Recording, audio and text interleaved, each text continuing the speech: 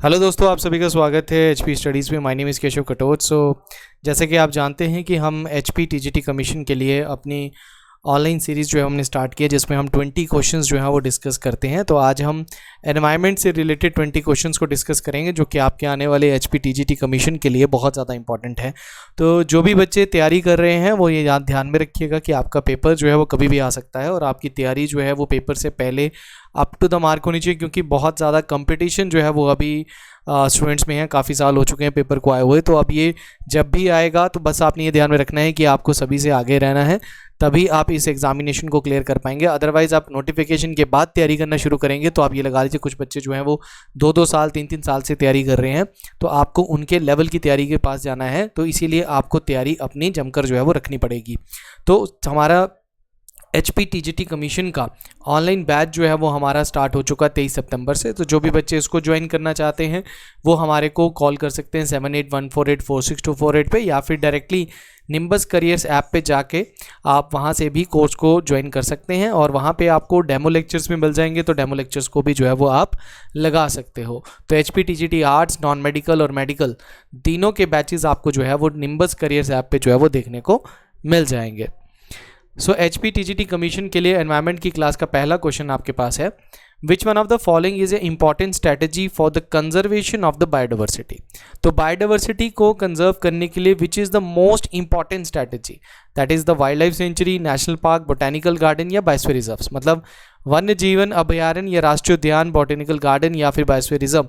बताइए क्या सबसे ज़्यादा इंपॉर्टेंट स्ट्रैटेजी रहेगी। तो देखिए यहाँ पे wild life sanctuary, national park, botanical garden और बायोस्फीयर रिजर्व्स। ठीक है, आपने इन सीतु कंजर्वेशन के बारे में भी सुना होगा और एक्स सीतु कंजर्वेशन के बारे में बात सुनी होगी। इन सीतु का मतलब होता है कि जो हैबिटेट होता है, जैसे मान के चलो कहीं पे कोई टाइगर जो है वो रह रहा है जंगल में, तो उसी को एक हैबिटेट बना के उसको एक वाइल्ड लाइफ सेंचुरी या नेशनल पार्क बना दिया जाता है, या फिर उसको कंजर्व किया जाता है। दूसरी तरफ एक्स सीतु होता है, जैसे कि आप इसको उठा के कहीं पे जू में लेके चले गए, जैसे कोई जानवर जिसकी 2 या 3 या बहुत कम स्पीशीज़ रह गई हैं, तो उनको जू में ले जाके जो है वहाँ पे जो है वो कंजर्व किया जाता है, उसको बोलते हैं एक्स सीतु। तो जैसे बोटेनिकल गार्डन है तो उसको एक्स सीतु बोला जाता है, wild life sanctuary, national park, biosphere reserve, ये इन सीतु के जो है वो आपके क्या है इंपॉर्टेंट एग्जाम्पल्स हैं। तो यहाँ पे सबसे इंपॉर्टेंट स्ट्रैटेजी जो है वो बायोस्फीरिक रिजर्व जो है वो आपका राइट आंसर जो है वो यहाँ पे बनेगा। ये आपने ध्यान में जो है वो रखना है। नेक्स्ट आपका क्वेश्चन है, which of the following is not a green house gas. Green house gases जो कि हमारी अर्थ में जो है वो जैसे मान के चलिए सन से जो रेज आ रही हैं, ठीक है, उनको ये आने देती हैं बट उसको जाने नहीं देती। मतलब जो लॉन्ग वेव्स होती हैं जो धरती से टकरा के वापस जाती हैं उनको नहीं जाने देती, उनको ट्रैप कर लेती हैं, उनको ग्रीन हाउस गैसेज करते हैं। और उन्हीं की वजह से हमारे यहाँ पे क्या हो रहा है, ग्लोबल वार्मिंग जो है वो हो रहा है। तो आपने ध्यान में रखना है कि ग्लोबल वार्मिंग का मेन कारण जो है वो आपका क्या है, that is the green house gases है। तो ग्रीन हाउस गैसेज का मिशन अगर हम ज़्यादा करेंगे तो उसकी वजह से ग्लोबल वार्मिंग भी जो है वो बढ़ेगी।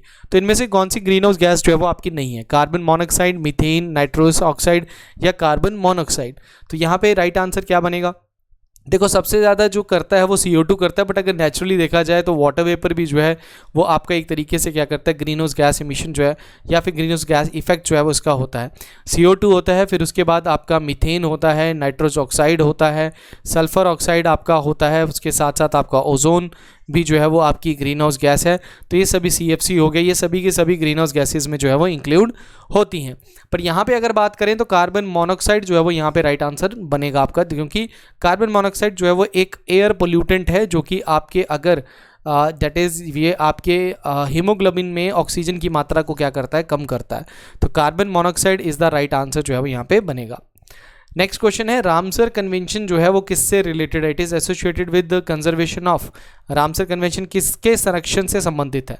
तो रामसर कन्वेंशन हम सभी को पता है 1971 2 फरवरी 1971 को हुआ था, और ये लागू 1975 में हुआ था।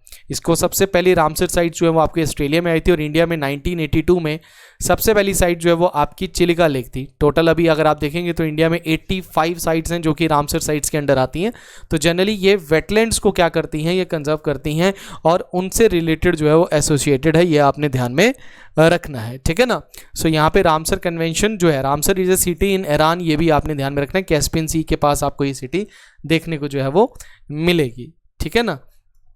चलिए नेक्स्ट क्वेश्चन है, which of the following is not a water pollutant. इनमें से कौन सा एक वाटर पोल्यूटेंट जो है वो नहीं है?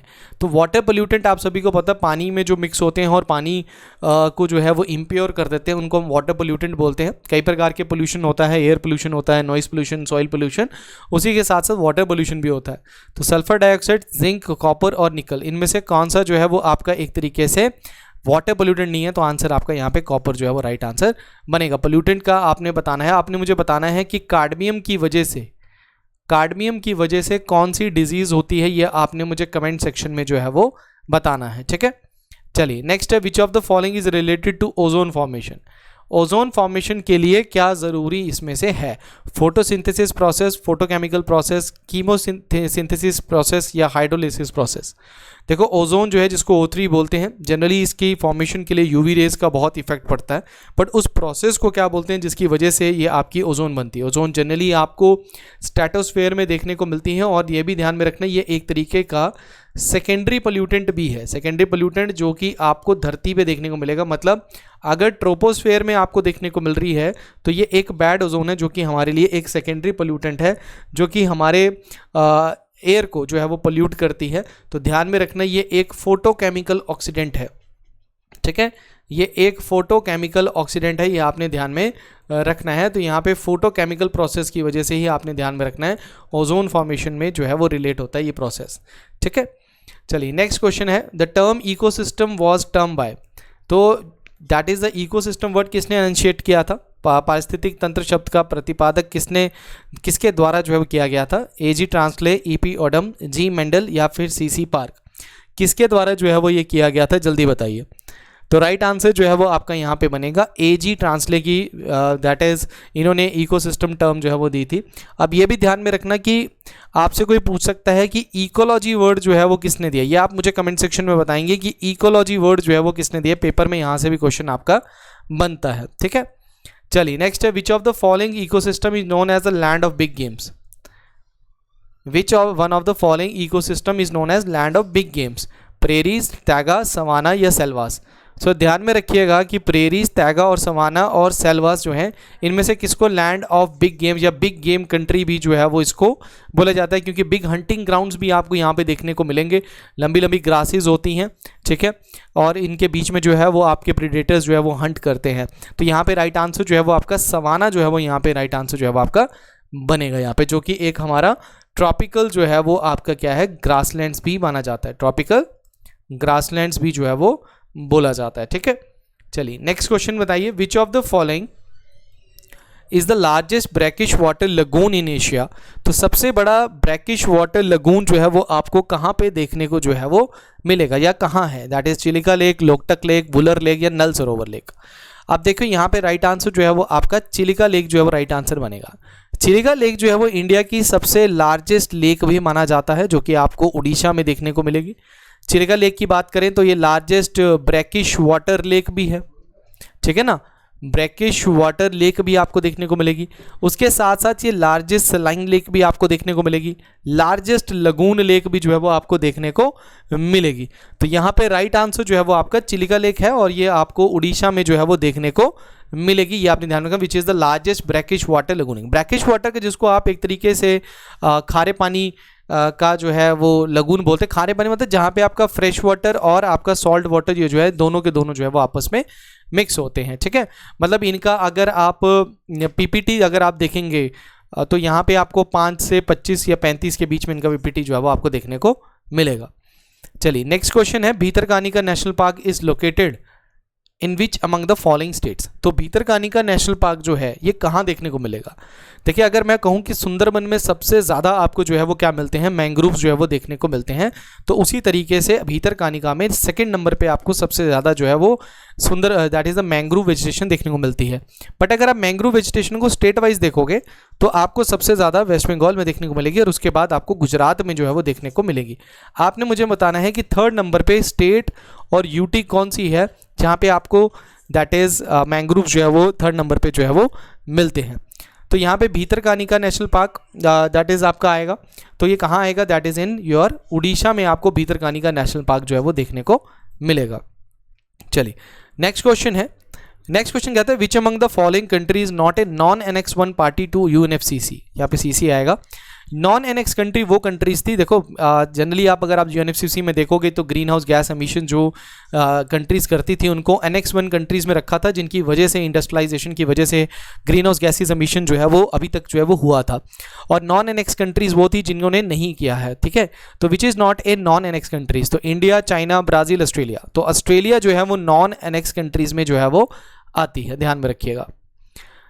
नेक्स्ट क्वेश्चन है what is the name of the world first green house gas observation satellite launch by Japan in 2009। तो ये बिल्कुल स्टैटिक है, जहां पे आपको पता लगेगा कि सबसे पहली green house gas observation satellite किसने स्टार्ट की थी, तो जापान ने स्टार्ट की थी। और इसका सही आंसर क्या होगा, इबुकी, तदामी, अकत्सुकी या हायाबुसा।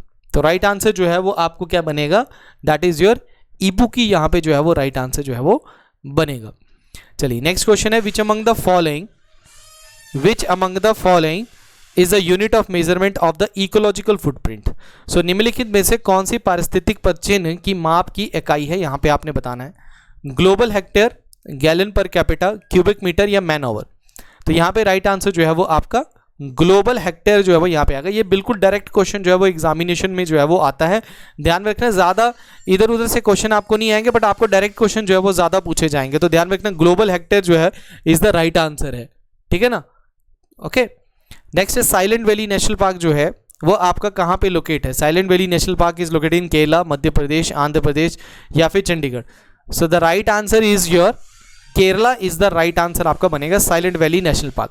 देखो मैंने ज्योग्राफी के जो है वो क्या बोलते हैं फुल लेक्चर्स जो है वो आपको करवाए हुए, उसमें मैंने नेशनल पार्क्स भी जो है वो आपको बायोस्फीयर रिजर्व भी जो है वो डिटेल में कराए हुए हैं। तो आप जाके प्लेलिस्ट में ज्योग्राफी की प्लेलिस्ट में देख सकते हैं, वहाँ पे मैंने इंपॉर्टेंट जो है वो सारे चैप्टर्स जो है वो इंडियन ज्योग्राफी के कराए हैं। तो वहाँ पे जाके आपको पता लग जाएगा कि भाई क्या कौन से नेशनल पार्क जो हमारे कहाँ कहाँ पे है।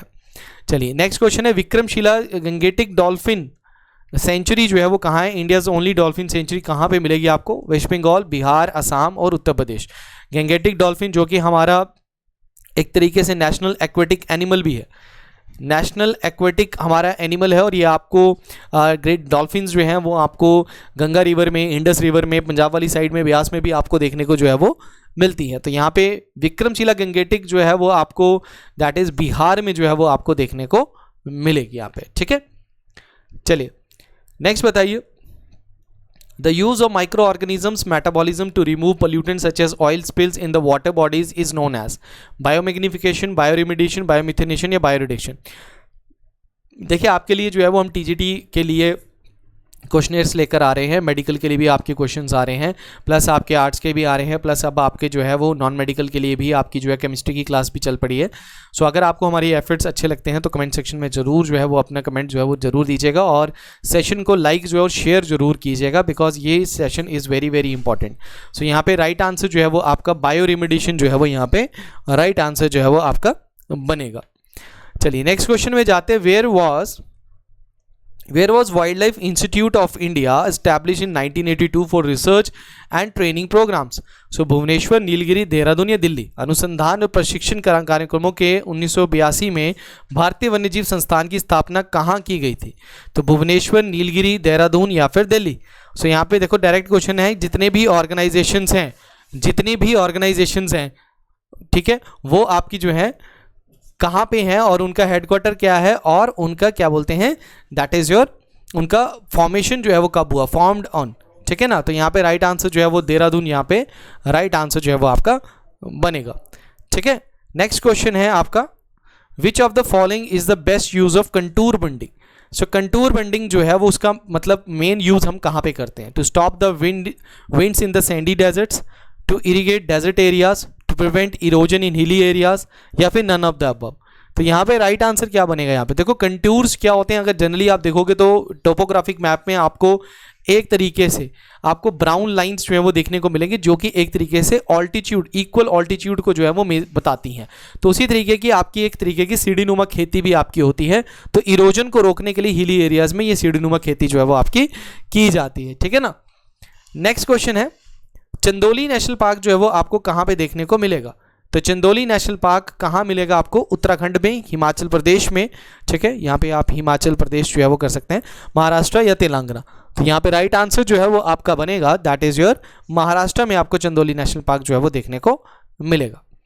नेक्स्ट है which of the following articles of the Indian Constitution states that the state shall endeavor to protect, improve the environment and to safeguard the forest and wildlife of the country. देखो अगर मैं forest की बात करता हूं तो ध्यान में रखना ये 42 अमेंडमेंट एक्ट 1976 के अंदर इसको कंकरेंट लिस्ट के अंदर जो है वो कर दिया गया था, ये आपने ध्यान में रखना है, कंकरेंट लिस्ट के अंदर इसको जो है वो कर दिया गया था। तो आर्टिकल 48, 48A, 49 या 51A, तो यहाँ पे राइट आंसर जो है वो आपका बनेगा आर्टिकल 48A के अंदर जो है वो ये चीज़ की गई है, दैट इज टू प्रोटेक्ट और इंप्रूव द एनवायरनमेंट, जो कि एक हमारी डीपीएसपी भी है। और कौन सी, that is the liberal intellectual जो है वो हमारी यहाँ पे आपको डीपीएसपी देखने को मिलेगी, ठीक है ना। चलिए last question of today, in which year prevention of animal cruelty act was implemented, 1960, 1977, 1955, 1950। देखिए ये जो क्वेश्चंस मैं आपको 20 क्वेश्चंस करा रहा हूँ, ये जो सेशंस चल रहे हैं हर वीक आपको क्लास मिल रही है, these are very very important classes और ये आपके आने वाले एग्जामिनेशन के लिए बहुत इंपॉर्टेंट है, ठीक है। तो इनको नोट डाउन जरूर करना है कॉपी पेन लेके, अगर आपको लगता है कि कोई क्वेश्चन आपने नहीं पढ़ा है तो उसको जरूर लिख लीजिएगा। तो राइट आंसर आपका 1960 जो है वो यहाँ पे राइट आंसर जो है वो आपका बनेगा यहाँ पे, ठीक है ना। इन दी एंड हमारा HPTGT कमीशन का ऑनलाइन बैच जो है वो हमारा स्टार्ट हो चुका है। तो जो बच्चे अभी भी ज्वाइन करना चाहते हैं वो TGT arts, non medical, medical के लिए ज्वाइन कर सकते हैं। निम्बस करियर ऐप पे आप जाके इसको ज्वाइन कर सकते हैं, या फिर कोई और इंक्वायरी है तो 7814846248 पे आप कॉल करके भी हमें इन बैचेस के बारे में इंक्वायर कर सकते हैं, या इनके अलावा कोई और बैचेस की आप बात करना चाहते हैं, जैसे एलाइड NT की भी बात करना चाहते हैं या फिर ज्वाइन करना चाहते हैं, तो हमारा NT और एलाइड का भी बैच जो है वो 3 अक्टूबर से स्टार्ट हो रहा है। और HP टेट की अगर कोई बच्चा तैयारी कर रहा है, चाहे वो मेडिकल, आर्ट्स और नॉन मेडिकल की तैयारी कर रहा है, तो वो बैच भी हमारा 3 अक्टूबर से जो है वो स्टार्ट हो रहा है। तो उन बैचेस को अभी से जल्द ज्वाइन कीजिए और अपनी तैयारी को जो है वो शुरू कीजिए। सो आज के लिए इतना ही है, thank you very much, all the best. और वीडियो अगर अच्छी लगी है तो लाइक और शेयर जरूर कीजिएगा। Bye bye, take care.